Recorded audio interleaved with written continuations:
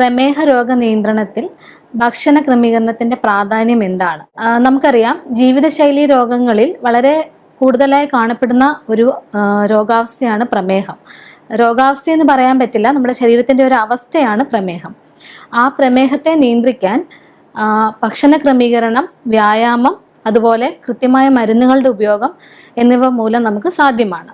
അതിൽ പ്രധാനമായിട്ടും ഭക്ഷണ ക്രമീകരണത്തെക്കുറിച്ചാണ് നമുക്ക് സംസാരിക്കാനുള്ളത്. നമുക്ക് എല്ലാവർക്കും അറിയാം, ആഹാര നിയന്ത്രണം എന്ന് പറയുമ്പോൾ എവരുടെ മനസ്സിലേക്ക് വരുന്നത് നമ്മുടെ ഇഷ്ടപ്പെട്ട ഭക്ഷണം നമുക്ക് ഉപേക്ഷിക്കേണ്ടതായി വരുന്നു, അല്ലെങ്കിൽ ഇഷ്ടപ്പെട്ട ആഹാരം കഴിക്കാൻ പറ്റുന്നില്ല. പ്രമേഹ നിയന്ത്രണത്തിനായി ഭക്ഷണ ക്രമീകരണം ചെയ്യാൻ പറയുമ്പോൾ അത് ഡോക്ടറോ അല്ലെങ്കിൽ ഒരു ഡയറ്റീഷ്യനോ നിർദ്ദേശിച്ചാൽ നമുക്കതൊരു ബുദ്ധിമുട്ടായിട്ട് തോന്നും. കാരണം നമ്മളെല്ലാം നമുക്ക് ഇഷ്ടമുള്ള ആഹാരം കഴിക്കാനാണ് നമ്മളെല്ലാം താല്പര്യപ്പെടുന്നത്, അല്ലേ?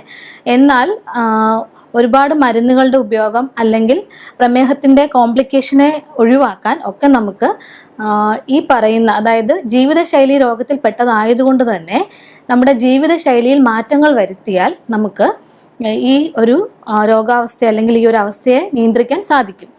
അതിൽ തീർച്ചയായിട്ടും ആഹാര ക്രമീകരണം എന്ന് പറയുമ്പോൾ ആദ്യം തന്നെ നമ്മൾ സംസാരിക്കേണ്ടത് മധുരപദാർത്ഥങ്ങളെ പറ്റി തന്നെയാണ്. അന്നജം കൂടുതലായി അടങ്ങിയ ആഹാര സാധനങ്ങൾ നാം നിയന്ത്രിക്കേണ്ടത് വളരെ അത്യാവശ്യമാണ്.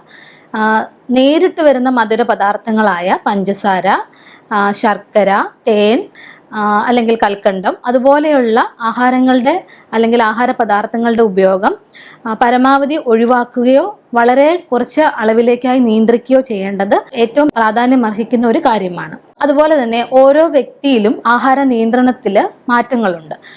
ഒരു വ്യക്തിയുടെ പൊക്കം, തൂക്കം, അല്ലെങ്കിൽ അവരുടെ കായിക അധ്വാന രീതി, പിന്നെ അവരുടെ ഫുഡ് ഹാബിറ്റ്സ്, ഇതെല്ലാം കൺസിഡർ ചെയ്തുകൊണ്ടാണ് നമ്മൾ അവർക്ക് വേണ്ടി ഒരു ഡയറ്റ് അല്ലെങ്കിൽ ഒരു ദിവസത്തെ ഒരു ഭക്ഷണം ക്രമീകരിച്ചു കൊടുക്കുന്നത്. അത് ഒരു വ്യക്തിയിൽ നിന്ന് മറ്റൊരു വ്യക്തിയിലേക്ക് തീർച്ചയായും അതിന് മാറ്റങ്ങൾ ഉണ്ടാകാം.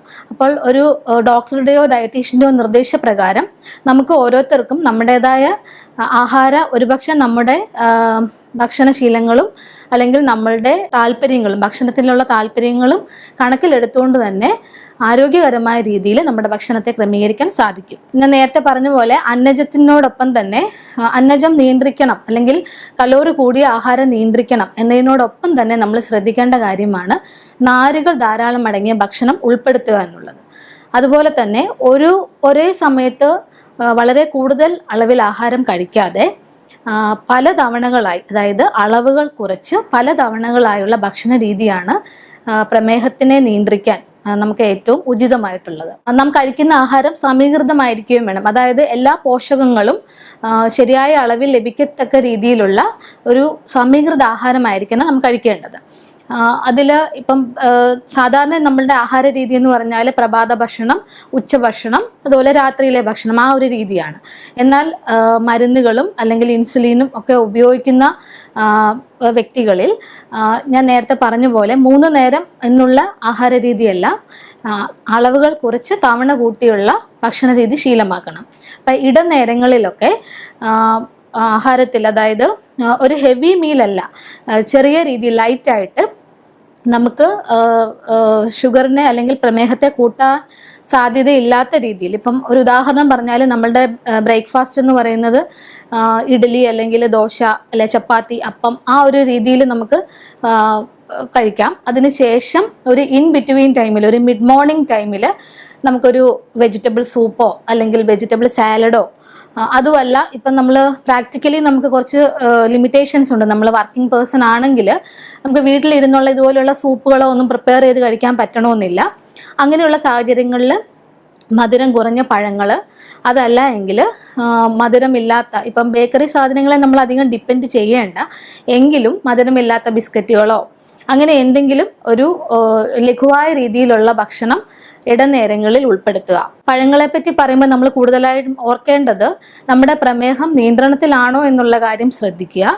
അതുപോലെ തന്നെ കലോറി കുറഞ്ഞ പഴങ്ങൾ, സാധാരണ രീതിയിൽ പ്രമേഹ രോഗികൾക്ക് നമ്മൾ സജസ്റ്റ് ചെയ്യുന്നത് ഒരു 100 ഗ്രാം പഴമാണ്. 100 ഗ്രാം പഴമെന്ന് പറയുമ്പോൾ അതിൻ്റെ അളവ് ഏകദേശം ഒരു ചെറിയ ആപ്പിള് അല്ലെ ഒരു പേരയ്ക്ക വരുന്ന ഒരു അളവിലുള്ള പഴമാണ് നമ്മൾ അവർക്ക് വേണ്ടി റെക്കമെൻഡ് ചെയ്യാറ്. അപ്പോൾ ഈ ഇടനേരത്തിൽ അതുപോലെ ഒരു പഴം, അല്ലെങ്കിൽ ഞാൻ നേരത്തെ പറഞ്ഞ പോലെ വീടുകളിൽ ഉള്ള സമയത്താണെങ്കിൽ നമുക്ക് ഓട്സ് അല്ലെങ്കിൽ വെജിറ്റബിൾ സൂപ്പ് അല്ലെങ്കിൽ വെജിറ്റബിൾ സാലഡ്, പിന്നെ വർക്കിംഗ് ആണെങ്കിലും സാലഡ് പോലെയുള്ള വെജിറ്റബിൾസ് നമുക്ക് കൊണ്ടുപോകാൻ പറ്റുമെങ്കിൽ ഒരു ചെറിയ ടിഫിനിൽ നമുക്കത് പ്രാക്ടിക്കൽ ആണെങ്കിൽ അങ്ങനെയുള്ള കാര്യങ്ങൾ ചെയ്യാം. അതല്ലെന്നുണ്ടെങ്കിൽ മധുരമില്ലാത്ത ബിസ്ക്കറ്റുകൾ പോലെയുള്ള, അത് അധികം നമുക്ക് റെക്കമെൻഡഡ് അല്ല എങ്കിലും സിറ്റുവേഷനിൽ നമുക്കത് ചിലപ്പോൾ അതിനെ ഡിപ്പെൻഡ് ചെയ്യേണ്ടതായിട്ട് വരാം. അതായത് ഒരു ലോങ് ഗ്യാപ്പിൽ ആഹാരം ഇല്ലാതെ ഇരിക്കരുത്. പ്രത്യേകിച്ച് ഒരു പ്രമേഹമുള്ള ആളെ സംബന്ധിച്ച് ഹൈപ്പോഗ്ലൈസീമിയയിലേക്ക് പോകാൻ സാധ്യതയുണ്ട്. അതായത് ഷുഗർ തീരെ താന്നു പോകാം.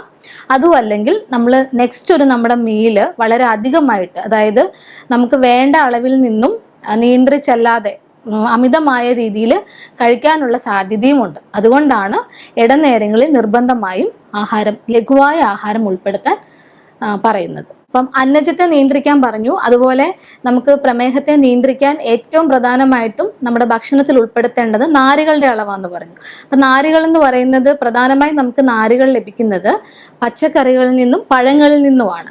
അപ്പം പഴങ്ങൾക്ക് നമുക്ക് കുറച്ച് ലിമിറ്റേഷൻ ഉണ്ട്. പഴങ്ങൾ കൂടുതലായ അളവിൽ ഉപയോഗിക്കാൻ പറ്റില്ല.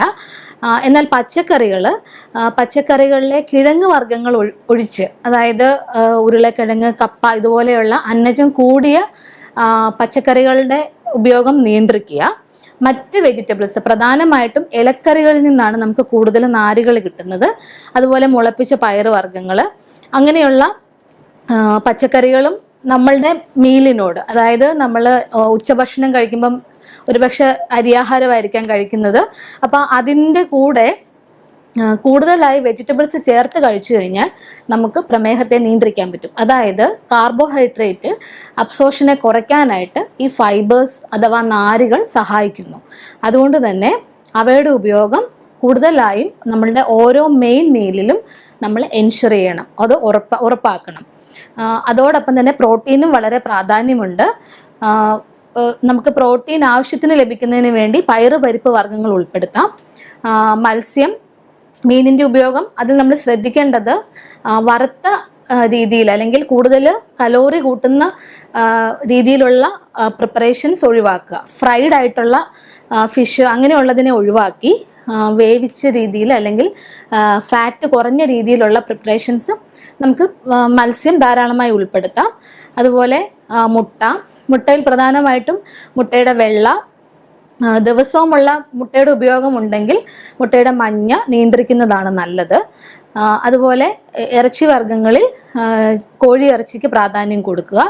അതും വറുത്ത രീതിയിലുള്ള, അതായത് എണ്ണ കൂടുതൽ വരുന്ന രീതിയിലുള്ള പ്രിപ്പറേഷൻസ് ഒഴിവാക്കുന്നതായിരിക്കും ഉത്തമം. ഇപ്പോൾ പ്രമേഹ നിയന്ത്രണത്തിൽ ഭക്ഷണത്തിൻ്റെ പ്രാധാന്യം നാം ഓർമ്മിക്കേണ്ട കാര്യങ്ങൾ: അന്നജം നിയന്ത്രിക്കുക, നാരുകളടങ്ങിയ ഭക്ഷണം കൂടുതലായി ഉൾപ്പെടുത്തുക, പ്രോട്ടീൻ ആഹാരത്തിൽ ഉൾപ്പെടുത്തുക, അതുപോലെ ഒരേ സമയത്ത് അധികം ഭക്ഷണം കഴിക്കാതെ തവണകൾ കൂട്ടി അളവ് കുറച്ചുള്ള ഭക്ഷണ രീതി നമ്മൾ ശീലിക്കുക, വ്യായാമം ചെയ്യുക, മരുന്നുകൾ കൃത്യമായി കഴിക്കുക, ഡോക്ടറുടെ നിർദ്ദേശപ്രകാരം രക്തപരിശോധനകളും ചെക്കപ്പുകളും കൃത്യമായ രീതിയിൽ നടത്തുക. ഇങ്ങനെ ഒക്കെ ചെയ്യുക വഴി നമുക്ക് പ്രമേഹത്തെ നമ്മുടെ നിയന്ത്രണത്തിൽ, ഒരിക്കലും പ്രമേഹം നമ്മെ നിയന്ത്രിക്കാതെ പ്രമേഹത്തെ നമ്മുടെ നിയന്ത്രണത്തിൽ നിർത്തുവാൻ നമുക്ക് സാധിക്കും.